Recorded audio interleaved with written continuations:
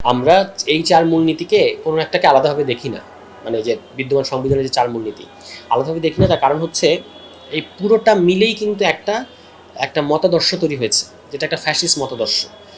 এবং মুক্তিযুদ্ধ বনাম মুক্তিযুদ্ধের বিপক্ষে শক্তি, ইসলাম বনাম প্রগতি, এই যে বাইনারিগুলো এটা তৈরি হয়েছে এই ৪টা মতাদর্শের, ৪টা মূলনীতির মধ্যে দিয়ে যে মতাদর্শ। আপনি ধরুন যে এখন যে সংবিধানটা যারা টিকিয়ে রাখতে চায়, আপনার কি ধারণা যে তারা এই সংবিধান আইনগুলো টিকিয়ে রাখতে চায়? সেটা না। এই সংবিধানের ভাবাদর্শিক যে ক্ষমতাটা আছে ওই ৪ মূলনীতির মধ্যে দিয়ে, তারা আসলে এটার পক্ষে। এটা তাদের কালচারাল একটা অবস্থান, কালচারাল পাওয়ার। তো সেই ক্ষেত্রে আমরা এই ৪টা মূলনীতি থেকে অ্যাজ এ হোল বাদ দিতে চাই, কারণ আমরা মনে করি যে এই যে ধর্মনিরপেক্ষতা বাদের নামে এটা আসলে বাংলাদেশের বৃহত্তম যে জনগোষ্ঠী ইসলাম ধর্মাবলম্বী জনগোষ্ঠীর বিপরীতে একটা ইসলাম বনাম ধর্মনিরপেক্ষতা করার চেষ্টা করা হয়েছে। তো সেই ক্ষেত্রে এবং এটার মধ্য দিয়ে আপনি দেখবেন যে একদিকে ধর্মনিরপেক্ষতার কথা বলা হচ্ছে, কিন্তু এখানে জাতি নিরপেক্ষতা নাই। এখানে অন্যান্য জাতির মানুষদেরকে বলা হচ্ছে বাঙালি হয়ে যেতে, ঠিক আছে?